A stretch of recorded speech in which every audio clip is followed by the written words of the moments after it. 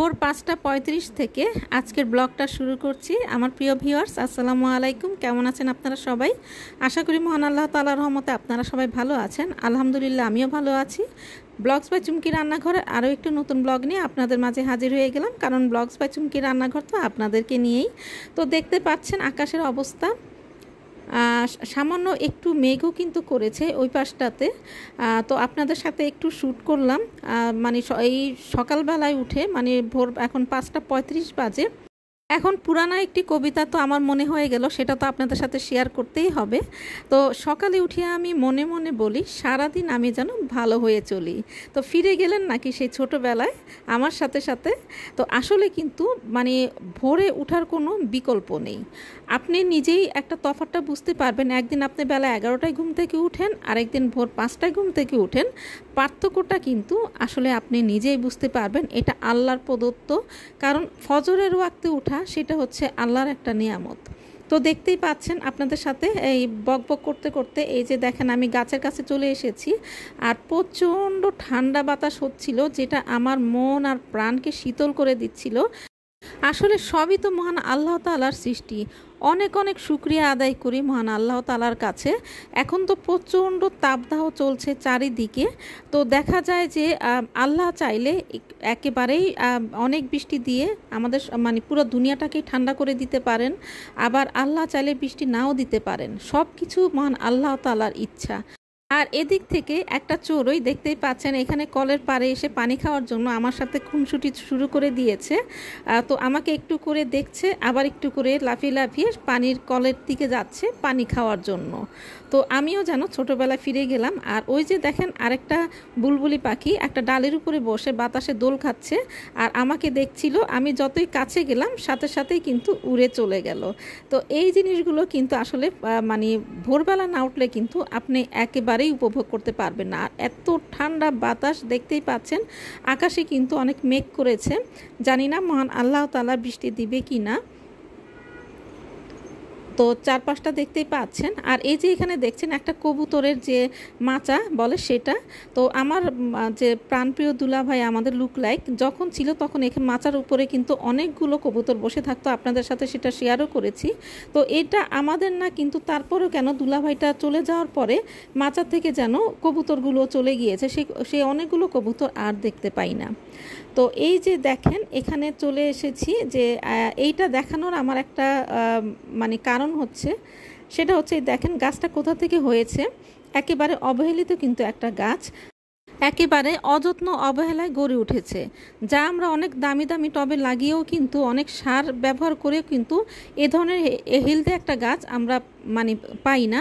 আর যে গাছগুলো আমাদের যেন হতেই চায় না, মানে অনেক বেশি যত্নে যা হয় আর কি। তো আমাদের গৃহিণীদের অবস্থাটাও হয়েছে ঠিক সেরকম।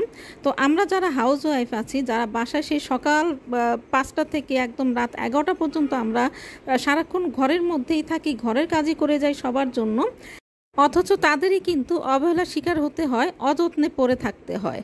এটা আমি বেশ কয়েকজনকে দেখেছি, যার জন্য আমি মনে করলাম যে একটু কথাগুলো আপনাদের সাথে শেয়ার করি। প্রায় শুনতে হয় যে তোমরা ঘরে বসে কি করো সারা দিন, যে এরকম একটা যেন দায় সারা একটা মানে অবহেলা নিয়ে যেরকম একটা কথা বলা। যে আমি নিজেও হাউস ওয়াইফ, এই জন্যই আমার কথাগুলো লাগে, এই জন্যই আমি আসলে শেয়ার করলাম। অনেকেই আমার সাথে এই কথাগুলো মানে শেয়ার করেছে যে এরকম এরকম প্রায় আমাদেরকে শুনতে হয়। তো এটা কেন হবে? আমরা ঘরে বসে কি করি? আমরা ঘরে বসে কিন্তু কোনো কাজেই ফাঁকি দেই না, আমরা মন প্রাণ দিয়েই কিন্তু কাজটা করার চেষ্টা করি। কিন্তু সবাই যেন আমাদের আপনজনরাও হয়তো বা ভেবে বসে আমরা ঘরে মনে হয় সারাদিন খাই আর ঘুমাই, মানে আর কোনো কিছুই মনে হয় ঘরে কোনো কাজ নেই। খালি একটুখানি তেল নুন দিয়ে দিলেই রান্নাটাও হয়ে যায়, সব কিছুই মনে হয় যে জাদুর সাহায্যে হয়ে যায়। তো যাই হোক, এই যে নিচে নেমে আসলাম। দেখেন আমি এর আগে একটা শর্ট ভিডিওতে আপনাদের সাথে শেয়ার করেছিলাম যে ডাইনিংয়ের জানালাটা খুলে দিলেই কিন্তু প্রচণ্ড রোদ চলে আসে। আর দেখেন রোদগুলো কিন্তু আমার পিঠার পেঁপের উপরে অলরেডি মানে ডাইনিং টেবিলের উপরে পড়ে গিয়েছে। আর আমি একেবারেই যে হেলদি একটা নাস্তা বানিয়েছি আজকে, যে পাটিসাপটা একেবারে তেল ছাড়া, আর মানে গোলাটা আমি ডিম দিয়ে গুলিয়েছি। আর ভিতরে কখনো নারকেল একটু চিনি ছিটিয়ে দিয়েছি, একদম খুবই সামান্য পরিমাণে, কোনোটার মধ্যে আবার একটু কিমা দিয়েছি। একেবারে একটু হেলদি করেই বানিয়েছি, কারণ গরমের মধ্যে কিন্তু মানে অনেক বেশি ভাজা ভুজি বা আপনার রুটি সবজি এগুলি কিন্তু খাওয়া যাচ্ছে না একদমই। তো যার জন্যই মানে এই ধরনের যে হেলদি নাস্তাগুলো সেগুলো করার চেষ্টা করি। আর এই যে আজকে দুপুরবেলা, এটা হচ্ছে দুপুরের শ্যুট করেছি, এটা হচ্ছে আমার ভাই কাঁঠালের যে নিরামিষ সেটা পাঠিয়ে দিয়েছে। তো এবার ঈদ আর পয়লা বৈশাখ প্রায় কাছাকাছি হওয়াতে তো আমার ভাই আর অনেক বড় হাঁড়িতে কিন্তু এই নিরামিষটা তৈরি করেনি, তো আজকে তৈরি করেছে। তো তৈরি করার পরে তো আমাদেরটা যার যারটা আমাদের তাকে পাঠিয়ে দিয়েছে। আর নিরামিষটা এত মজার হয়েছিল যে দেখেই বুঝতে পারছেন, একেবারেই মনে হচ্ছিল যে আমার মায়ের হাতের রেসিপি। আমার মা ঠিক এইভাবেই অনেক বড় হাঁড়িতে পয়লা বৈশাখে রান্না করত আর আশেপাশে সবাইকে বিলি করে দিত। তো আমার ভাইও কিন্তু এখন অনেক বড় একটা হাঁড়িতে রান্না করে আশেপাশে সবাইকে বিলি করে দেয়। আর অন্যকে খাওয়ানোর মধ্যে কিন্তু একটা অন্যরকম আনন্দ, এটা বলে বোঝানো যাবে না। আমার মা যেরকম বলতো যে আরেকজনকে দিলে কিন্তু নিজের কখনোই কমে না। তো ডিজিটাল যুগে কিন্তু এটা আস্তে আস্তে কিন্তু অনেক কিছুই কমে আসছে। আমরা সবাই চাইলে কিন্তু আবার আগের মতো শুরু করতে পারি। মহান আল্লাহ তাআলার রহমত আর ইচ্ছা শক্তি থাকলে কিন্তু সব কিছুই সম্ভব। তো এখন আমার দেখতে পাচ্ছেন রাত 11টা বাজতে 5 মিনিট। তো আমি এদিক দিয়ে সব গুছিয়ে নিচ্ছি। তো এদিকে আমি গরম পানি দিয়ে দিয়েছি, মানে ফুটানো পানি। তো এটা যদি রাতে করে রাখি তাহলে দেখা যায় সকাল হতে হতে ঠান্ডা হয়ে যায়। আর এই যে আমার মেয়ের ভার্সিটি খোলা, তো এই গরমে সে স্যান্ডউইচ বা ভাজাভুজি কিছুই নিতে চাচ্ছিল না, যে খালি বলে যে মা এগুলো খেতে ইচ্ছে করে না। তো আমি মনে করলাম যে পুডিংটা দিয়ে দিই। তো ও বললো যে হ্যাঁ পুডিংই দাও, কিন্তু পুডিং নর্মাল পুডিং দিলে যেটা হয় পানিটা ছেড়ে দেয়, বই খাতা নষ্ট হয়ে যায়। তো আমি যেটা করেছি ব্রেড পুডিং করেছি, একটু বেশি করে ব্রেড দিয়ে তারপরে আমি পুডিংটা তৈরি করেছি। এতে যেটা হবে সেটা হচ্ছে যে পানিটা ছেড়ে দিবে না, আর খেতে কিন্তু অনেক বেশি মজার এটা। আর বই খাতাও কিন্তু নষ্ট হওয়ার ভয় নেই।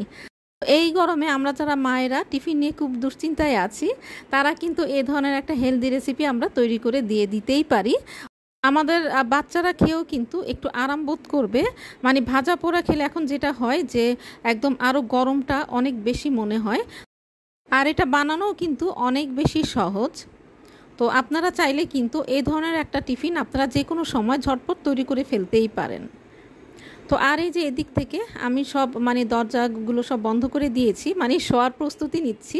তো আমার পানিটা হতে, মানে ফুটানো পানিটা হতে যতক্ষণ লাগবে ততক্ষণ আমি এই টুকিটাকি এগুলো একটু সেরে নিব।